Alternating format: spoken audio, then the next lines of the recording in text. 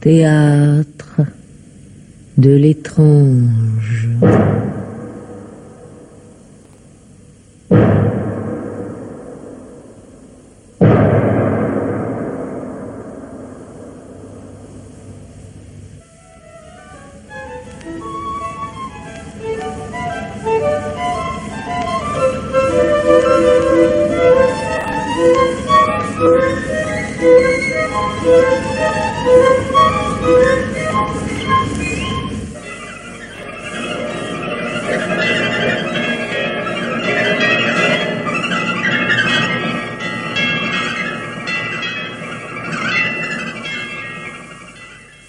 Dis donc, as-tu des nouvelles de nos vieux amis Coriot?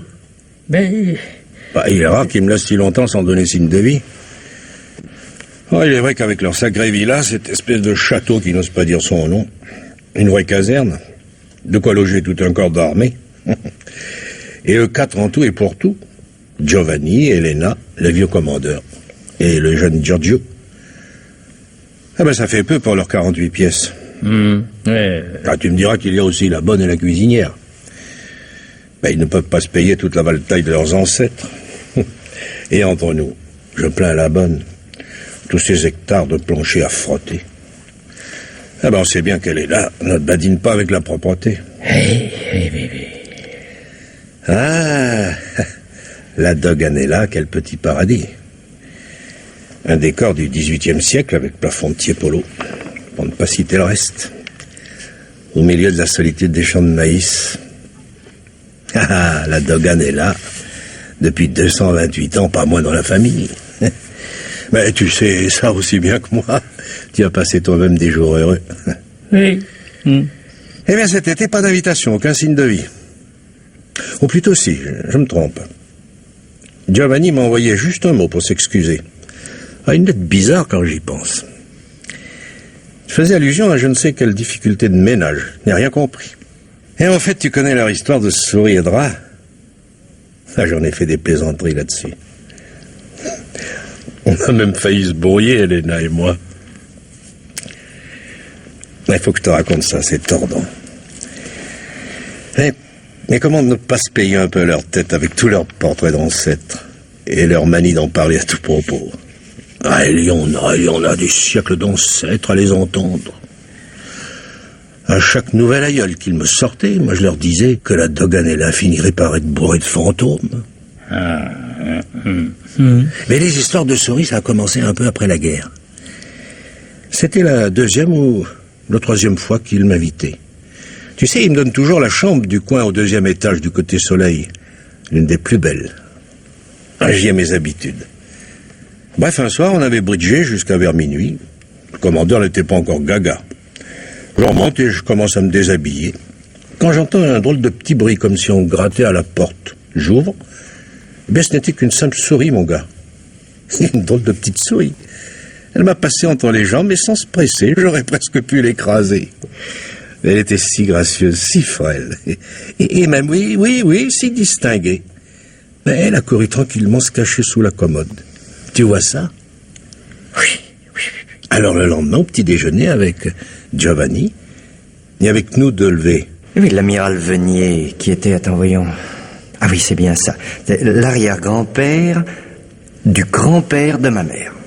Il avait reçu le commandement de la flotte de la République Sérénissime.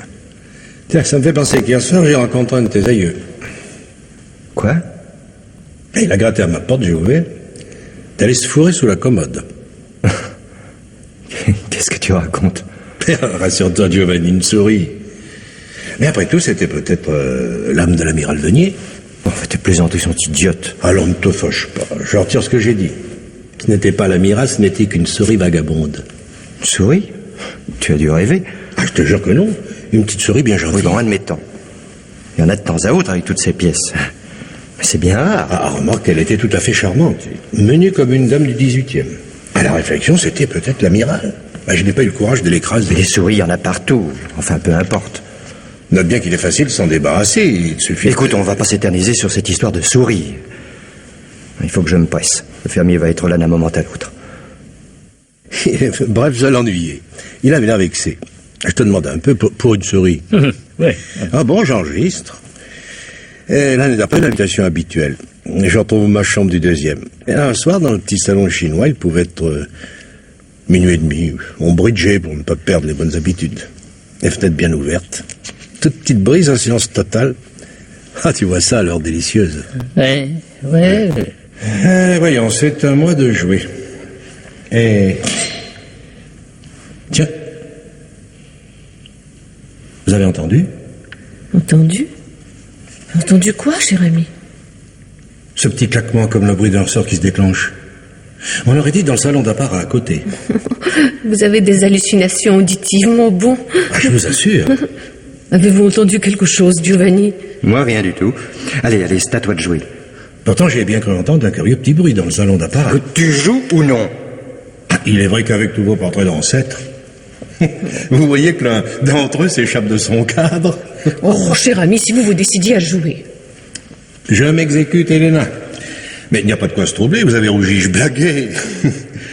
Ah, vous pensez bien que j'ai le plus grand respect pour vos lignées respectives. Voyons. C'est donc mon tour de jouer. Et, vu la situation... Tenez. Encore ce bruit. Ah, cette fois-ci, vous ne me direz pas que vous n'avez pas entendu. Écoute, mon cher, vas-tu jouer ou on remet la suite à demain? Mais il n'y a pas de quoi prendre la mode, Giovanni. Voyons, dites la vérité, vous avez placé des pièges, hein? Mais ce n'est pas du tout déshonorant, Helena. Des pièges, qu'est-ce que tu vas chercher là? Moi, je ne suis pas au courant. Et vous, Helena? A-t-on installé des pièges quelque part? Mais pas du tout. Enfin, notre ami a vraiment des troubles de l'ouïe. Des pièges pour les quelques rares petites souris qu'il peut y avoir à la Doganella. Deux ou trois pauvres petites bêtes qui se battent en duel. En duel, cher ami. Pour le coup, je reconnais vos ancêtres. Allons, voyons. Ne vous fâchez pas, je vous en prie. Hey. J'en ris encore. Hey. On n'empêche que ça a failli tourner mal, tellement Helena avait l'air furieuse.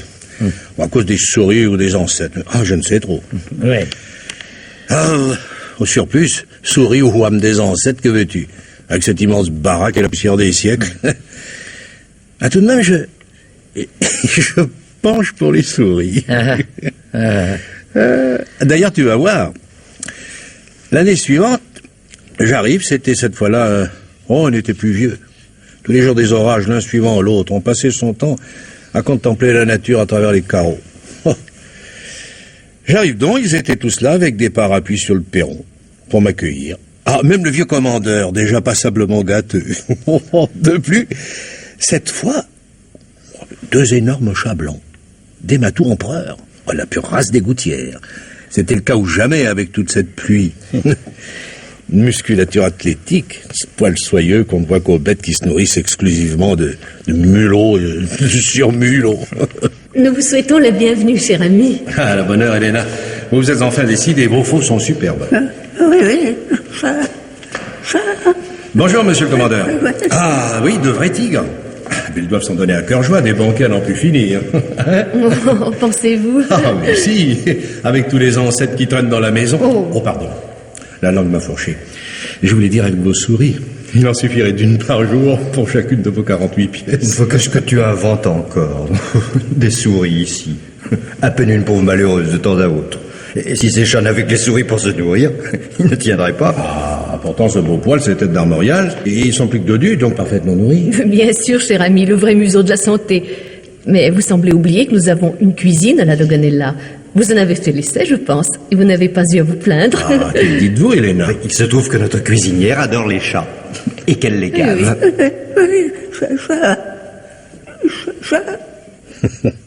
Oh oui, oh, le commandeur commençait pour de bon à battre la campagne. En tout cas, pour cette fois-là, plus rien à signaler sur le fond de la jante rongeuse. Ah, mais sans doute les chats les avaient-ils mis en fuite. Et moi, tu penses bien, ayant fini par comprendre que, pour des raisons qui me dépassent, ces histoires de souris et d'ancêtres ne plaisent pas du tout à nos amis, alors que tout de même, ce n'était pas de leur faute avec toutes ces pièces inoccupées. Mais il faut bien que tout le monde vive. Même les âmes en peine des membres du Conseil des 10 et les doges. N'est-il pas vrai? Ouais.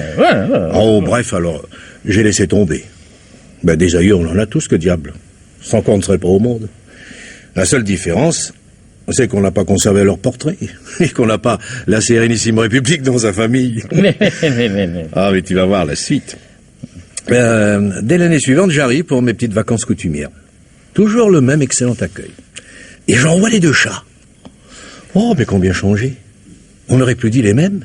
Non pas vifs et vigoureux comme avant, mais la peau flasque, le corps tout déjeté, mais grichon, cheminant de travers. On craignait toujours qu'il s'écroule comme une tranche de gâteau trop mou. Ah, plus question qu'il bondisse à l'instar de félin d'une pièce à l'autre. Au contraire, toujours entre nos pieds, somnolent comme le commandeur, totalement dépourvu de tout esprit d'initiative. Non vrai, oh ça, plus de chat. Tout de même, à table ce jour-là, comme on était au fromage, et qu'il continuait à miauler lamentablement quêtant les croûtes. Allons, la paix. Mais enfin, vos chats, que leur arrive-t-il? C'est des caricatures de chats, les ongles de ce qu'ils étaient l'année dernière. Oh, vous savez, mon cher ami, les chats, ça grossit, ça maigrit, ce sont des bêtes tellement nerveuses. Comment disent les Anglais? Temperamental. Ah oui, temperamental. Ah oui, c'est bien ça, voilà. Ah, vous m'en direz tant. Ah, mais c'est qu'ils ont l'air de mourir de faim. Ils n'ont donc plus de souris à attraper. Oh, pardon. Pardon, je parle souris, et je sais que vous n'aimez pas qu'on en parle. Mais non, mon bon, tu as raison d'en parler. Justement, plus de souris. Plus de souris. Ben, ils ont donc assaini la maison de fond en comble. Ah ben ce n'est pas trop tôt. Mais oui, et ces chats sont les plus sots que j'ai jamais vus. Figurez-vous qu'ils boudent parce qu'il n'y en a plus dans la maison. Plus de souris. Plus une seule, plus le moindre héritier, la plus petite semence de souris. Oh, bravo. Ah, je vous félicite sincèrement. Ce n'est pas que j'ai quoi que ce soit contre ces aimables bestioles, mais on en a, et mieux ça vaut. Bon, c'est comme les ancêtres, si j'ose dire. Toujours farceur, vous. Alors, monsieur, Oui, Toto. vous avez fini votre fromage. Et puisque vous mangez jamais de dessert, parce que vous êtes diabétique, Diabétique, Toto. c'est bien ce que je dis. Dites, monsieur, vous venez, on va finir notre réussite. Il faut qu'après j'aille faire ma sieste.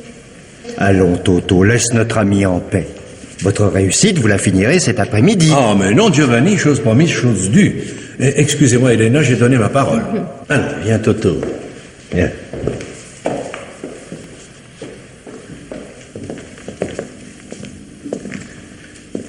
Ah, bon, où en étions-nous? C'est pas vrai, monsieur. C'est pas vrai. Quoi, qu'est-ce qui n'est pas vrai? Les chats, c'est pas vrai qu'ils boudent et que ça les fait maigrir. Vous savez la vérité vraie? La vérité vraie? C'est qu'ils meurent de peur. Comment de peur? Mais oui, les chats, ils ont les foies. Papa défend qu'on en parle. J'ai encore reçu une fessée hier parce que je lui ai dit. Ça l'embête, papa. Ça l'embête. N'empêche que positivement, Théodose et Théophraste, ils ont une sacrée frousse. Mais de quoi, mon petit? Des souris, pardi. Et quand je dis des souris, tenez ma fessée hier, vous savez, c'est parce que j'ai demandé à papa quelle différence il y avait entre les souris et les rats. Pourtant, Giovanni et Elena viennent de m'affirmer qu'il n'y en avait plus à la Doganella. Tu parles? Les souris, des rats, tant qu'il en faut. En un an, d'une dizaine qu'elles étaient, ces sales bêtes sont devenues des centaines. Et de toutes les tailles. Oh, tu m'étonnes, Toto. C'est plus du tout les jolies petites de l'année dernière. Aujourd'hui, on dirait des monstres. Plus gros qu'un hérisson. Le poil tout noir et hérissé. Il y en a même que mon papa appelle l'amiral, à cause du vieux à grande barbe qui est dans le grand salon. Alors, les chats, vous comprenez, ils s'en sentent pas pour attaquer. Oh, stupéfiant. Oh, vraiment stupéfiant. Mais il suffit de mettre des pièges. Que sais-je du pain empoisonné? Enfin, il y a mis le système. Bien sûr. Seulement, papa, vous savez comment il est. Il se décide jamais. En tout cas, pas moyen de lui en parler, ça l'agace tout de suite. Et alors, regarde mes fesses. Mais je vais... Motus, lève là. Moi, je vous ai rien dit. Alors je décide d'attaquer la question dès que possible.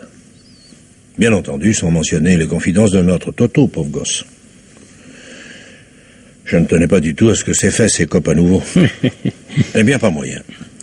Les 2 ou 3 fois où j'amenais la conversation là-dessus, pan, le rideau de fer, pas moins. Elena, pas plus que Giovanni, n'ont enchaîné. Ah, évidemment. Mais tu me connais, je suis têtu. J'aurais remis la question sur le tapis si dès le lendemain de mon arrivée, un télégramme ne m'avait rappelé à Venise. L'infarctus du gérant de mon affaire. Moi, comprends-tu, ce n'est pas avec la Sérénissime République que j'ai des rapports, mais avec la municipalité, et ça me suffit amplement. Oh, elle m'en a fait voir cet été-là, avec mon gérant toujours si claquant, et moi, pas du tout au courant des dossiers. Un été gâché, bel et bien gâché, dans Venise envahie par les touristes comme d'habitude. Ah, tu parles d'un plaisir. Bast, j'avais décidé que je me rattraperais l'année suivante. Quand j'ai reçu l'invitation chez les Coriot, je me suis empressé de partir. Je pensais avec volupté au repos que je prendrais à la Doganella, entre les bois et les champs de maïs. Et bien sûr, toute leur histoire de rats et de souris m'était complètement sortie de l'esprit. J'arrive, on m'accueille à bras ouverts. Bon papa, bavé autant que d'habitude, Giovanni et Elena toujours aussi cérémonieux. Mais je ne vais pas te les décrire, tu les connais aussi bien que moi. Bref, le bonheur. Un seul lit que la cuisinière était partie. Oh, une discussion avec Elena, et les petites complications ménagères habituelles. On en espérait une autre. Mais en attendant, la pauvre Elena était bien obligée de mettre les mains à la pâte. N'importe, c'était quand même le havre de grâce, la paix intégrale. Ce soir-là, quand je réintègre ma chambre, mon énorme chambre du 2e, oh mon vieux, j'en bavais comme bon papa positivement, mais pour le bon motif, à la seule idée que 2 minutes plus tard, je serais dans mon lit de doge. Ils en ont eu au moins une demi-douzaine parmi leurs ancêtres, tu sais bien. 3 matelas et les draps de la merceria d'avant Napoléon. J'en bavais, mais de plaisir. Bref, je me couche, et doucement je me glisse dans le sommeil. Quand soudain un effroyable fracas me réveille en sursaut. C'était au-dessus de moi, au plafond de 6 mètres de haut, une sarabande. Comme si tous les doges de la Sérénissime et leur suite s'étaient donné rendez-vous au-dessus de ma tête pour effectuer une cavalcade. À pied et à cheval, et avec l'artillerie montée par-dessus le marché. Or, je sais pertinemment qu'au-dessus, au 3e, mais il n'y a personne. Des pièces fermées à clé, les meubles du 18e et des siècles précédents. Mais ça ne pouvait être que des rats, et des rats véritablement monstrueux. Les propos de Toto me reviennent à l'esprit. Tu parles d'un délice toute la nuit. Je ne comprendrai jamais pourquoi ces horribles bêtes ont besoin de se démener ainsi, et la nuit par-dessus le marché. Une nuit blanche, tu t'en doutes, ou presque. Le lendemain matin, dès qu'on se retrouve au petit déjeuner, tu penses bien que... Alors, cher ami, bien dormi? Ah ben, vous vous fichez de moi, Elena. J'ai failli me tuer d'un coup de pistolet. Mais il faut absolument que vous preniez des mesures contre vos rats. Toute la nuit, au-dessus de ma tête, au 3e, un manège, un carrousel, un tournoi, que dis-je, la fin du monde. Des rats? Mais non, quelques souris tout au plus. Puis d'ailleurs des souris, des souris... Mais grâce à Dieu, il n'y en a plus une seule à la Doganella. D'ailleurs, bon papa, qui a sa chambre au 3e... Oui, pas de rats. Pas de rats. Mais je vous garantis, un tohu-bohu intégral, le grand branle-bas de combat, je n'exagère pas. À un certain moment, il m'a même semblé que le plafond ondulait. Alors, tu as dû rêver, ou alors...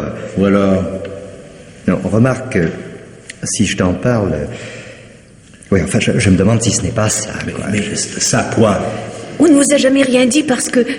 D'ailleurs, votre récit le prouve. Nous avons toujours eu peur que vous soyez de ces personnes un peu impressionnables. On va tout avouer. La Doganella a toujours été une maison un peu hantée. Il en est déjà question dans un document que je te montrerai. Et qui date, voyons, de 1648, si je ne me trompe. Oui, et moi aussi, il m'est arrivé parfois de les entendre. Oh, ils sont inoffensifs. Non, mais demande à mon papa. Il en a vu. Le fait est que certaines nuits, on dirait vraiment qu'ils ont le diable au corps. Mais pour vous payer ma tête. Ce n'est pas des fantômes, ce sont des rats, des souris, des mulots, des surmulots, ce que vous voudrez, mais des saletés de bêtes énormes, à n'en pas douter, de la taille d'éléphant pour le moins.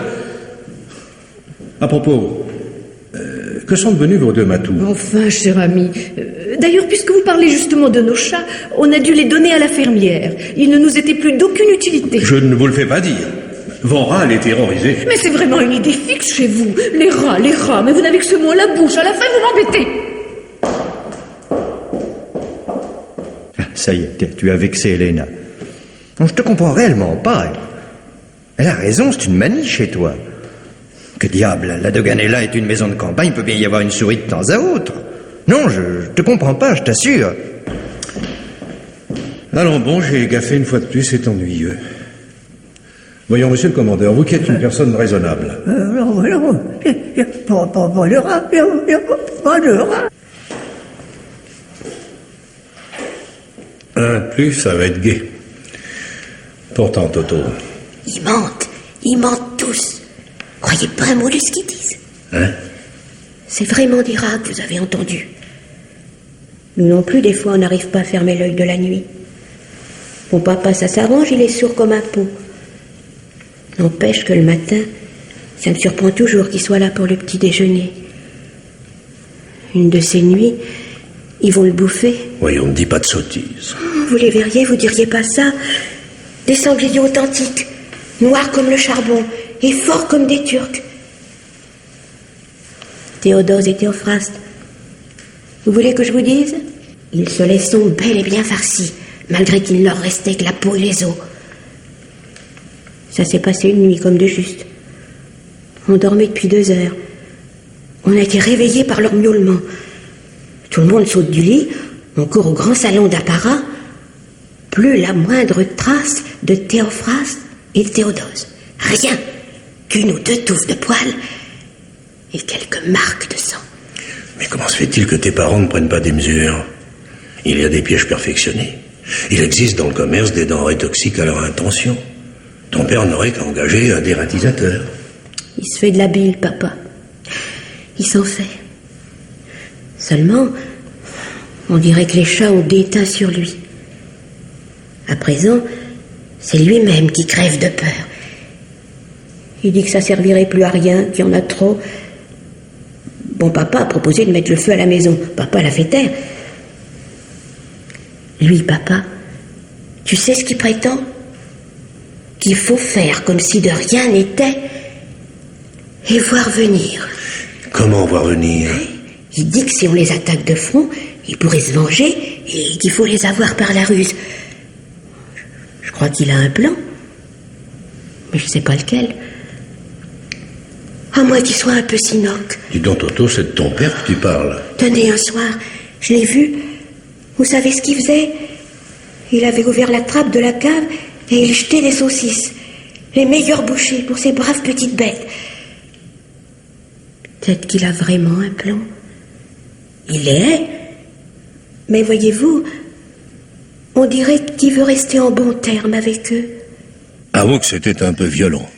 Oui. Oh, je n'ai pas balancé. Après 2 ou 3 nouvelles nuits d'insomnie, je me suis découvert une envie folle d'effectuer une croisière au pays du Levant. J'ai décampé purement et simplement. Cet été-là, le mois d'août, pense donc. J'ai perdu 3 kilos. Mais j'ai préféré aller visiter les lieux saints plutôt que de rester dans ce vivier à rats. Eh bien, il y a 2 ans, tu me connais, tout était oublié. Les beaux jours venus, je me transporte à la Doganella. Changement à vue, mon vieux. À nouveau, la maison de la paix, du bonheur. Oui? Mais j'ai commencé par frémir. Bon papa était mort. J'ai supposé le pire. On m'a certifié qu'il était mort d'une congestion l'hiver d'avant. Alors j'ai voulu en avoir le cœur net. Je suis allé voir sa tombe et le gardien du cimetière m'a juré que le cadavre intact, enfin, pas tout à fait, mais je m'entends, était à l'intérieur. Mais ça m'a rassuré. Oui. Le soir, je me couche et m'attend une nouvelle sarabande, rien, le silence absolu. La paix totale. Avec juste le chant des derniers grillons dans le jardin. C'était si surprenant et si inattendu que dès l'aube, je me réveille. Plus moyen de m'endormir. Je m'habille, je descends et je tombe sur Giorgio. Déjà debout lui aussi. Il avait encore grandi. Et sa première année de collège, loin de la Doganella où ses parents le traitaient toujours en enfant, l'avait mûri. Eh bien, Giorgio, car je ne te ferai pas l'injure de t'appeler encore Toto. Ah, j'ai parfaitement dormi, Giorgio. Et toutes mes félicitations à toi et à tes parents, sans oublier les ancêtres. Merci bien. Et pourquoi? J'ai parfaitement dormi, te dis-je. Mieux que jamais à la Doganella. Peux-tu me dire comment vous avez fait pour assainir la maison de fond en comble? Cette nuit, je parie qu'il n'y a pas eu la moindre souris dans les 48 pièces. Ah oui? Bah, tu n'as pas l'air content. Pourquoi tu fais? Ah oui? Pourquoi? Venez, accompagnez-moi. Profitons que papa et maman ne sont pas encore là. Juste quelques marches à descendre, jusqu'à la cave.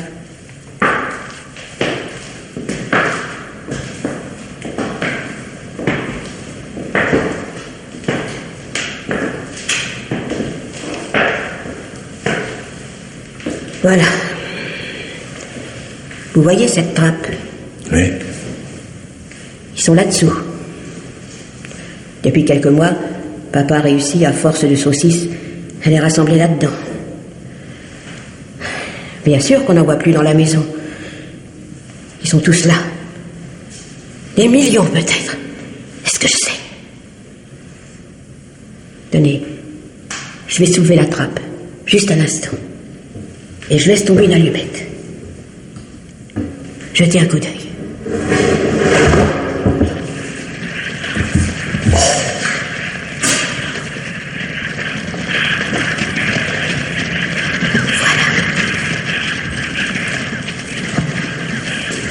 Vous avez vu? Je referme. Ah, mon pauvre ami. Je n'avais pu jeter qu'un coup d'œil, car Giorgio s'était empressé de refermer la trappe. Une espèce de caverne, et là-dedans ça grouillait des formes noires et frénétiques, des chevauchements sans fin, de petits monstres répugnants, un tumulte, une puissance infernale, à quoi personne n'eût pu s'opposer. Et des milliers de petites prunelles levées vers nous et nous fixant méchamment. Oh, effarant. Ah, oui. Et au lieu d'engager un dératisateur qui les eût débarrassés en quelques jours de cette vengeance, Giovanni avait cru malin de lutter d'astuce avec ces bêtes, en les appâtant pour les renfermer dans les sous-sols de la Doganella. La paix armée ou la guerre froide. Mais quel pouvait bien être son plan? Car il en avait certainement un. Oui. Toujours est-il que l'année dernière, pas d'invitation. D'ailleurs, j'avais attrapé les oreillons. Et cette année-ci, une lettre assez vaseuse, des excuses. Qu'a-t-il bien pu se passer? Les aurais-je vexés en leur faisant adresser trop d'offres de services par des spécialistes de produits raticides? Je me demande où ils en sont. Oui. Je peux te le dire où ils en sont. Ouais. Toi? Oui, moi.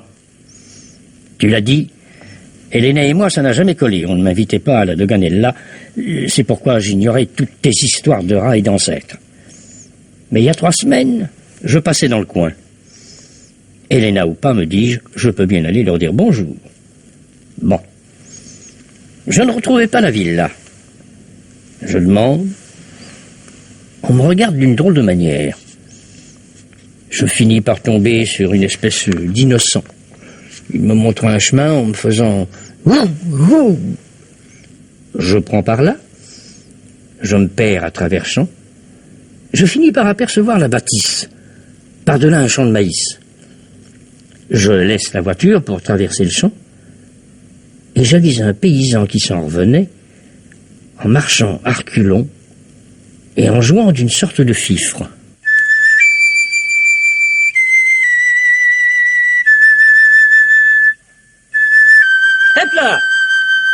instant! C'est bien la villa de Monsieur Coriot? Possible? Oh, c'est bien possible. Que leur voulez-vous? Je suis un ami. Je vais leur dire bonjour. Bonjour. Oh, plutôt bonne nuit. Vous feriez mieux de leur apporter un jambon. Un jambon? Pourquoi un jambon? Et puis, vous voulez rire? Vous savez jouer de ça?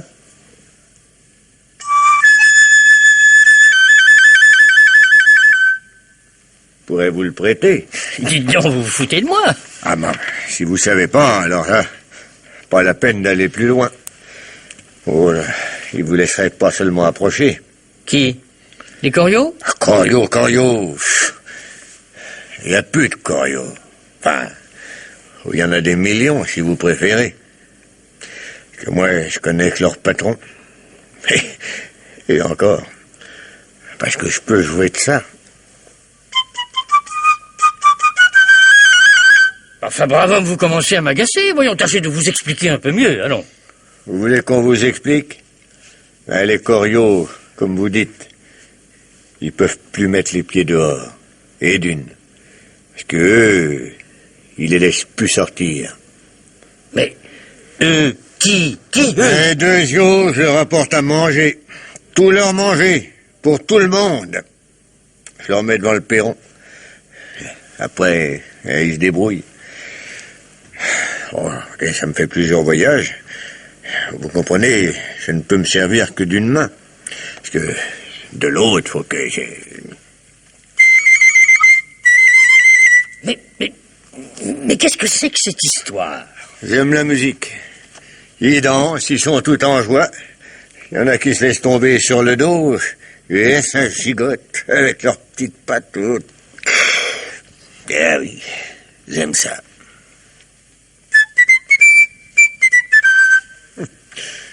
C'est comme ça que je peux approcher du perron. Oh, c'est inconcevable.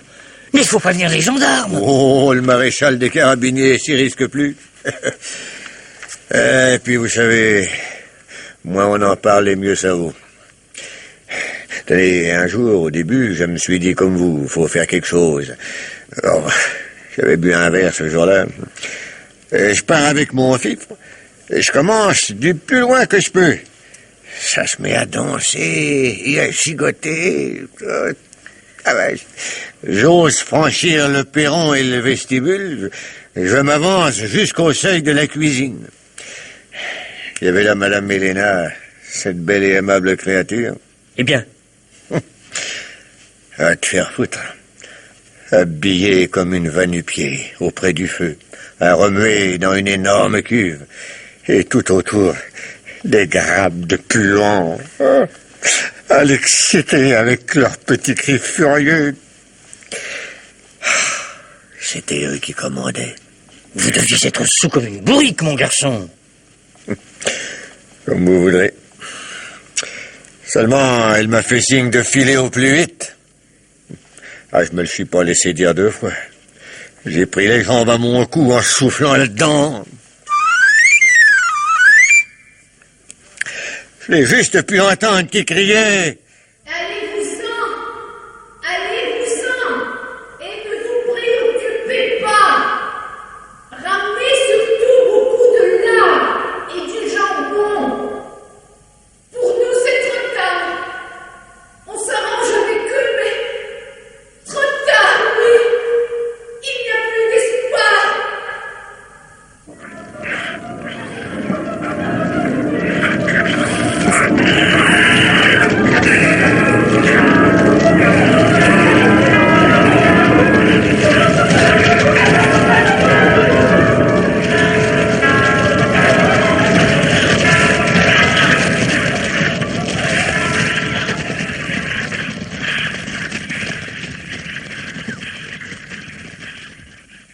Les rats de Nino Franck, d'après un conte de Dino Buzzati. Robert Vidalin interprète l'ami de la famille. Raoul Guillet, Giovanni. Martine de Breteuil, Elina. Paul Villet, le commandeur. Lucien Rimbourg, le paysan. Hieronymus, l'autre ami de la famille. Chef opérateur du son, Geneviève Penel, assistée de Jean-Claude Lagarde, assistante de production, Yvonne Despouy.